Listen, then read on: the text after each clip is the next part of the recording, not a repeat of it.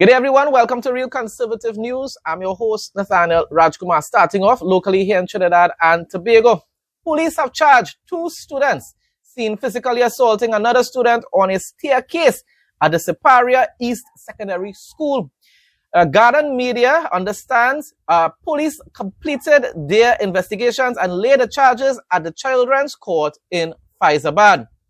The 2 girls are expected to be charged with assault.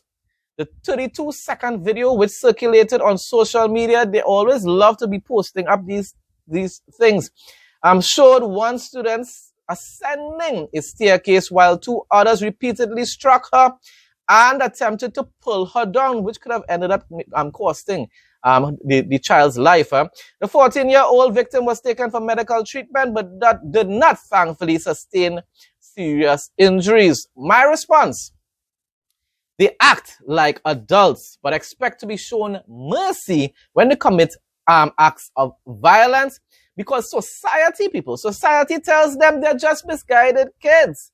All those activists who oppose the arresting, charging, and imprisoning of delinquent zessers and badders should invite them to live in their homes. You'll soon realize how naive and detached from reality you really are.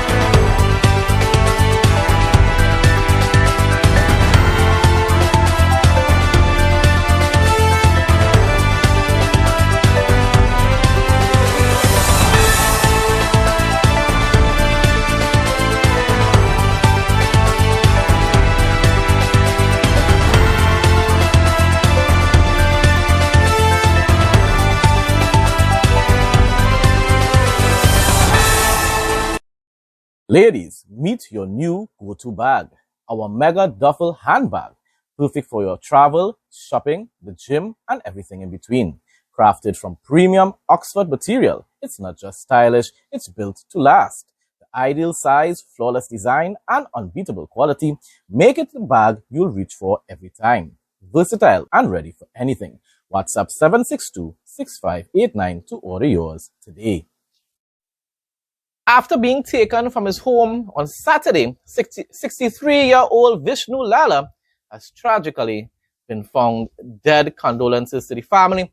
According to police reports on Sunday, officers attached to the anti-kidnapping unit, acting on information received, proceeded to a forested area of Brechin Castle Road of Revelt Road, Hoover. There they discovered Mr. Lala's body lying face down in a bushy, swampy area.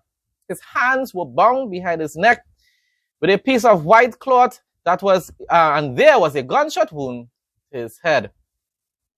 On Saturday, Mr. Lala's wife reported that around 6:50 p.m. she went to look for her husband and was surprised to see his van speed off from outside the home. Approximately 30 minutes later, she received a call from his number demanding $100,000 for her husband's safe return. Police checks were made in and around the area for the victim. But the thing about it is, if the assailants or his kidnappers really wanted money, or the motivation was about money, then they would have waited for a response and they would have probably made another call to indicate where the money should be dropped off for them to be able to receive it. So it begs the question, what was really the motive for this murder? Was it really, in fact, a kidnapping or an execution? Was this law-abiding man involved in something that he shouldn't have been involved in? Was he a victim of extortion? That's, of course, another possibility. Hopefully, the police will be able to determine what was the motive behind this murder, and the individuals, the perpetrators, will be apprehended and prosecuted, and they themselves sent into eternity. No more overheating phones. Cool your phones in seconds. Prevents damage to phones and battery issues. Better gaming experience and streaming. USB powered and fast charging, lightweight and quiet, ideal for kids and adults. Works with all smartphones, makes a great gift. Call or WhatsApp 868-762-6589. Moving on now to regional news and starting off with Guyana. The Ministry of Health on Thursday officially launched the first batch of patients advocate training in Region 6, marking the start of a nationwide initiative to improve the experience of patients and their relatives at public health facilities. We need that here in Trinidad and Tobago. The program, which focuses on enhancing patient support and guidance throughout their healthcare journey, will see 12 patients advocates stationed at each of the new Amsterdam, Port Morant, and number 75 hospitals, while 2 advocates will serve at the Mibi Kuri Hospital. Development continues, and it's really wonderful to see that in my grandfather's homeland of Guyana. Premium touchscreen wireless headsets restocked. 1.9-inch HD full-color touchscreen, ANC and ENC noise reduction for crystal clear calls, 9D panoramic sound, long battery life and fast charging, control music, videos, TikTok, YouTube, and much more. Camera feature, voice assistant, timer, stopwatch, and lyrics on screen. Water resistant, sleek design, available in gold, black, blue, and purple. Gift-ready packaging with replacement earbuds included. Never lose your earbuds again with the Find Headphones feature that actually works. Don't miss out. WhatsApp 762-6589 to place your order. Limited stock available. President Dr. Irfan Ali on Sunday urged world leaders to unite against terrorism, oppression, and injustice as he led the nation in honoring Guyana's fallen heroes at the annual Remembrance Day commemorative ceremony held at the War Memorial Monument, Cenotaph in Georgetown. Now, I definitely support Irfan Ali and his administration. I believe he's doing an exceptionally wonderful job, great job, leading his people in Guyana, serving the citizens of that nation. But when it pertains to terrorism, I wonder if he really understands the meaning of terrorism. Because I believe he was one of the individuals, one of the leaders in the Caribbean that denounced Israel's war against Hamas in Gaza. Maybe not Hamas themselves, but he was condemning the war, and he was talking about genocide and all sorts of utter nonsense. So it begs the question: does he really understand what's the meaning of terrorists and terrorism?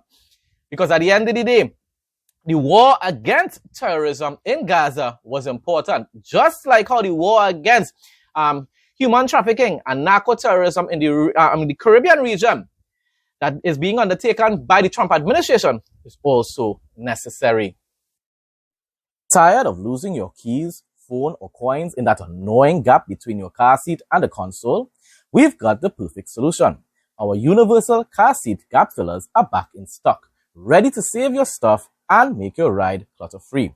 Available in black, brown, beige, and red, they're designed to fit any car seat and blend perfectly with your interior. Simply WhatsApp 762-6589 to place your order and enjoy delivery straight to your door in just 1 to 3 days. Moving on out to Jamaica, a 30-year-old St. Catherine man has died from injuries reportedly received during a dispute with his stepfather in Portmore, St. Catherine, on Sunday. The deceased has been identified as Trevor Irving, a forklift operator of a Waterford address. Reports are that about 11:40 a.m., Irving and his stepfather, had an argument at home, which became physical. And of course, we know we're living in an era and in a time where people, they don't have value for life, and their minds have been consumed by gang culture and by drugs and abuse of alcohol and so forth. I'm not saying in this case that was the actual reason, but people definitely have a lack of value for human life in these times. It has always been around from the very beginning, since the times of creation. I mean, Cain killed his brother Abel, so I'm not saying that it's just happening today, but it has definitely increased exponentially, significantly in these last times. We have returned to the times or the days of Noah.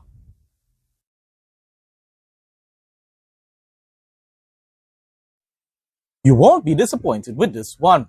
Look and feel great every day. Painless trimming with no pulling of hair guaranteed. Comfortable to hold and lightweight. Intelligent anti-pinch system. Safety travel lock. Accurate and painless trimming. Durability, 100% quality. Fast charging. To place an order, call or WhatsApp 868-762-6589.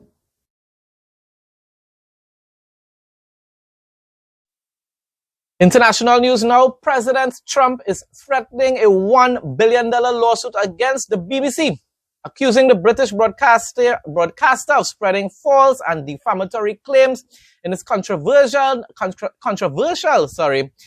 Panorama documentary about his January 6, 2021 speech. The BBC is already in turmoil over the program's alleged omissions, including Trump's call for supporters to protest peacefully. And I will add patriotically. That is what he said. The president has given the British broadcaster a Friday deadline to make things right or face legal action. I hope that he fulfills his threat to sue them and make a nice easy $1 billion, because they were definitely wrong. They were spreading fake news all around the world. And you know, Trinidadians despise the white man and the orange man, Trump. So they fell for the lies. Because remember, it's BBC after all. So they cannot lie. They wouldn't spread false information, although they have been doing the same in Israel. They have been spewing lies against Israel, accusing them of committing genocide in Gaza, which is 100% incorrect, false propaganda.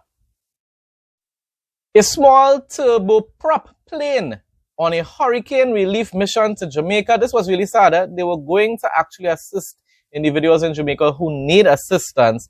Crashed Monday morning into a pond in a gated residential neighborhood of the Fort Lauderdale suburb of Coral Springs in Florida, killing 2 people shortly after takeoff and narrowly missing homes.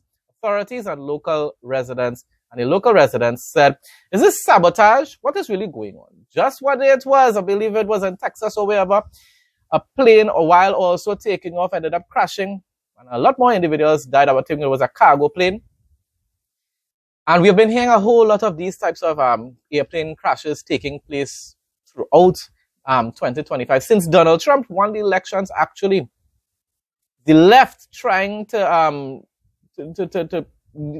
are they committing acts of terrorism? And it hasn't been detected by the FBI just yet, because something is terribly wrong. Too many of these accidents are taking place in such a short space of time. 13 new communities in Judea and Samaria to start building up. That's wonderful news for the people of Israel and for the Jews. IDF Central Command Commander Major General Avi Bluff signed a decree establishing final jurisdictions for 13 new Jewish communities that were established and recognized in Judea, Samaria, and the Jordan Valley. This includes the renewed Jewish community of Sa-Nur in northern Samaria, which was evicted in 2005 in the 2005 disengagement plan. So even though they haven't actually broken King Trump's commandment to not annex Judea and Samaria, they are settling there, which is basically annexing anyhow. You take it, just not officially. So it's wonderful what is taking place there. Finance Minister Smotrich also serves as minister in the Defense Ministry, who oversees civilian affairs in Judea and Samaria, formulated and drove this move. This is another significant step in the process of regulating the young Jewish communities, which will now allow planning, development, and infrastructure processes to begin. Minister Smotrich said this is a significant step on the path to regulating the communities and making them an integral part of the state of Israel. So you see, that's what I'm telling you, unofficially, they are annexing Judea and Samaria. while Trump continues to try to play king and tell them what to do. You see, I'm telling you, I don't just fully and blindly support Trump. I support him in whatever he's doing right, especially like his war against terror and war against narco trafficking in the Caribbean. I fully support that. The way he tries to control the Israeli government and Prime Minister Benjamin Netanyahu, I don't support that at all. He does support Israel, but it's kind of conditionally. They have to obey his commands and then he will support them. And that is wrong. God is going to hold him accountable for that.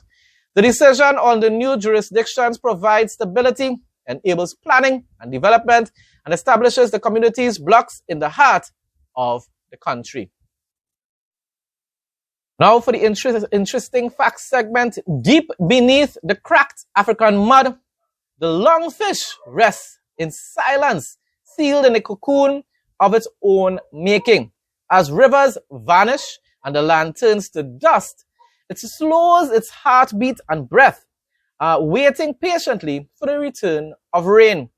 For years, it can endure without food or water, a living symbol of nature's strength and survival against time and drought. Ain't that an interesting fact? Isn't that amazing? God's creation, of course. This is still futuristic, but very interesting as well. A penny-sized patch that could end painful insulin shots for those that have type 1 diabetes.